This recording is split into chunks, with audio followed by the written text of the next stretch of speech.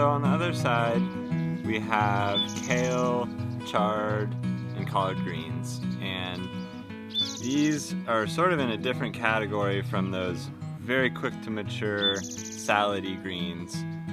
They have thicker leaves, they tend to be more cold hardy, they also tend to be actually more heat tolerant, and they have a really long harvest window. That's probably the biggest distinction, and a really happy one for gardeners.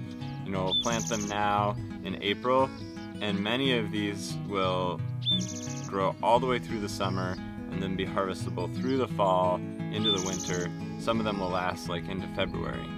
These are also things that we're planting at a much wider spacing. So where lettuces will be planted 6 to 8 inches apart, kale, chard, and collards we're going to plant more like 12 to 18 inches apart.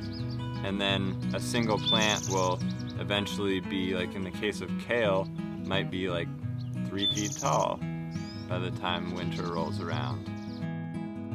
When you're planting starts from the nursery, oftentimes you're buying these kind of 6-packs, and what you're getting is in a single one of these containers you've got like 1, 2, 3 plants. If you're planting all 3 of these plants together, they're going to really compete with each other, and you're not going to really get any single good harvest. So it's actually important that we're going to go ahead and thin these back to a single plant, and I usually just kind of try to pick what looks like the strongest one. People hate this part, but you just got to do it, and then we'll have one nice big kohlrabi instead of 3 little baby kohlrabis. Kale and other plants in the brassica family are very susceptible to a pest called the cabbage looper or the cabbage caterpillar, and oftentimes the first sign that you have them is seeing their parents fluttering around. Could be confused with butterflies, but they're a moth, and they love to lay their eggs in the leaf areas.